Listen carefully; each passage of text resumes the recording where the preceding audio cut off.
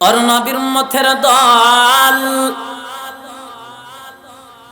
আল্লাহ পাক রব্বুল আলামিন বলেন,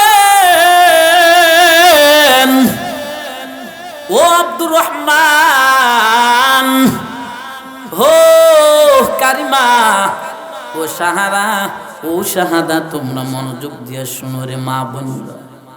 একবার সুবহানাল্লাহর দ্বারা তিনটা ফজিলত, শেষ নাম্বার ফজিলত হচ্ছে আমার বান্দা যে আমি আল্লাহর দেওয়ার জবান দিয়া জিহ্বাটা নাড়ায় নাড়ায় বলে সুবহানাল্লাহ। মুফাসসিরিনে কেরামরা যারা আছেন, উলামায়ে কেরামরা যারা আছেন, সুবহানাল্লাহ শব্দের অর্থ হচ্ছে আল্লাহ পবিত্র।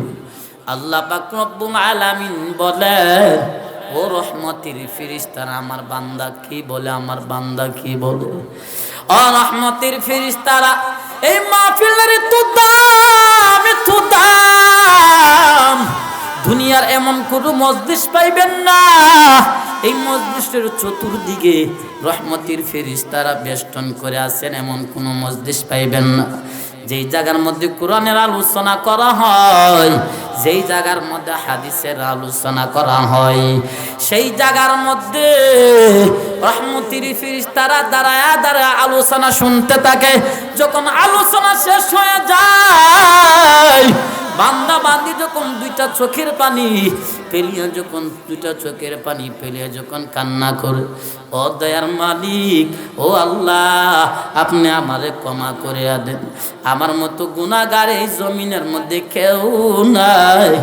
বান্দারা যখন এই দুইটা চোখের পানি পেলে কাঁদে, রহমতের ফেরেশতারা একের কাদের উপর দাঁড়াইতে দাঁড়াইতে আল্লাহর আরশ পর্যন্ত চলে যায়।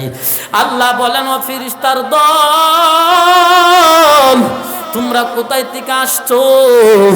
রহমতের ফেরেশতারা ডাক দিয়ে বলে, আল্লাহ, এই খিলপাড়া কেন্দ্রপাড়া আমি এই জমিনের মধ্যে বসে কুরআন হাদিসের আলোচনা শুনতেছি, তোমার বান্দা পর্দার আড়াল থেকে শুনতেছে তোমার মায়ার বান্দিরা। ও আল্লাহ, তারা দুইটা চোখের পানি পেরে কাঁদতেছে। ও যুবক ভাই, ও পর্দানিশীল মা গো, আল্লাহ পাক রব্বুল আলামিন বলেন, ও ফেরেশতারা, আমার বান্দা কি জান্নাত দেখেছে? আমার বান্দা কি জাহান্নাম দেখেছে? ফেরেশতারা ডাক দিয়ে বলে, না না, তোমার জান্নাতও দেখে নাই, তোমার জাহান্নামও দেখে নাই। আল্লাহ পাক রব্বুল আলামিন ডাক দিয়ে বলে, ও ফেরেশতার দল, তোমরা সাক্ষী থাকবা, যখন আমার বান্দারা যখন তওবা করিয়া দুইটা চোখের পানি ফেলে যখন কান্না করবে, আমি আল্লাহ, আমার আল্লাহর একটা নাম রহমান আর একটা নাম গাফফার, আমি আল্লাহর গাফফার নামের খাতিরে রে ও ফেরেশতারা আমার বান্দার দুইটা চোখের পানি নাকের ডগার আসার আগে আগে আমি আল্লাহ শিরিক গুনাহ ব্যতীত আমি আল্লাহ তার বান্দার জীবনের গুনাহ আমি আল্লাহ ক্ষমা করে দিব।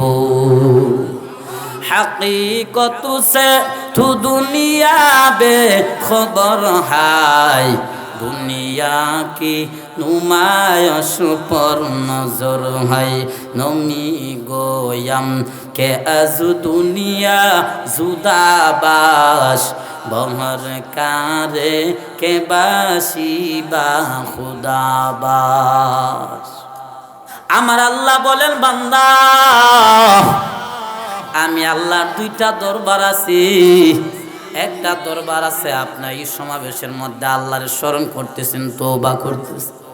আরেকটা দরবার আছে স্পেশাল ভাবে গভীর রাত্রে ঘুম থেকে উঠিয়া ঠান্ডা পানি দিয়া উযু বানায়া, ও পর্দানিশীন আম্মা জানেরাম, আমার কলিজার টুকরা মা, আমার পাশের রুমে বসা, আমার পাশের রুমে ঘুমানো, আমার স্ত্রী আমার রুমে ঘুমানো, তবে আমার রুম স্ত্রী আমার বিছানার মধ্যে শুয়ে আছেন আর আমি আল্লাহর সাথে কথা বলতেছি। ও দয়ার মালিক, দুনিয়ার জগত মানুষের দুইটা দরবার আছে, দুইটা খানকা আছে। আল্লাহ, তোমার কাছে চাওয়ার জন্য দুইটা খানকা আছে। আল্লাহ, আমি খাস ভাবে তোমার কাছে তওবা করতেছি। ও দয়ার মালিক, আপনি আমারে ক্ষমা করিয়া দেন। আল্লাহ বলেন বান্দারে, যারা খাস ভাবে আমি আল্লাহকে গভীর রজনীতে আমার ডাকে, আমি আল্লাহ খুশি হইয়া, আমি আল্লাহ কুদরতির নজর দিয়া, আমি আল্লাহ তারে ওলি বানায়া দেই।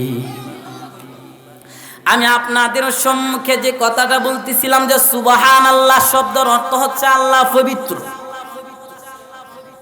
আল্লাহ বলেন ফেরেশতাদেরকেও, ফেরেশতারা আমার বান্দা যেহেতু বারবার বলতেছে ও আল্লাহ তুমি পবিত্র, ও ফেরেশতারা তোমরা সাক্ষী থাকো, আমি আল্লাহর কুদরতি জবান দিয়া বলছি, যে বান্দা বলছে আমি আল্লাহ পবিত্র, আমি আল্লাহ তারে গুনাহ থেকে পবিত্র বানায়া দিলাম। বাদের কুদরত দারি বন কামাল আংতা রব্বি আংতা হাসিবি জুল জালাল, তুহি কাদের জলুইলুল্লাহ জাহাদার, বহর হালে তুহি মেরা নিগাহদার।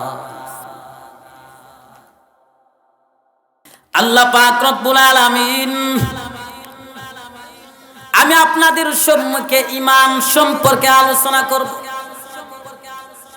ঈমান একটা মূল্যবান যে সম্পদ। ঈমান শব্দটি আরবি, এই শাব্দিক এই ঈমান শব্দের শাব্দিক অর্থ হচ্ছে বিশ্বাস স্থাপন করা, কোনো কিছুকে নিরাপত্তা দেওয়া, অদৃশ্য জিনিসের উপরে ঈমান আনা। সূরাতুল বাকারার মধ্যে আল্লাহ পাক রব্বুল আলামিন বলেছেন আল্লাযীনা ইউমিনুনা বিল গায়বি ওয়া ইউকিমুনাস সালাতা ওয়া মিম্মা রাযাকনাহুম ইউনফিকুন। যারা মুমিন, যারা আল্লাহওয়ালা, আল্লাহর আমরা কোনদিন দেখি নাই, তারপর আল্লাহর উপর আমরা ঈমান আনছি কিনা? আরে আনছি নি। আল্লাহ পাক রব্বুল আলামিনকে কোনদিন আমরা দেখি নাই, তারপর আল্লাহর উপর আমরা ঈমান আনছি। আর নবীর উম্মতের দল। ঈমানের সংজ্ঞা হলো, ঈমান কাকে বলা হয় আমাদের তো জানা দরকার আসেনি। রাসূল কারীম সাল্লাল্লাহু আলাইহি ওয়াসাল্লাম যে কোরআন নিয়ে আমাদের কাছে আসছেন এবং শরীয়তের বিধিবিধান যা নিয়ে আমাদের কাছে আসছেন, প্রত্যেকটা জিনিস পূর্ণাঙ্গ ভাবে আদায় করার নাম হচ্ছে ঈমান। একটা মাসনুন দোয়ার মধ্যে 7টা বিষয় আলোচনা করছেন রাসূল কারীম সাল্লাল্লাহু আলাইহি ওয়াসাল্লাম।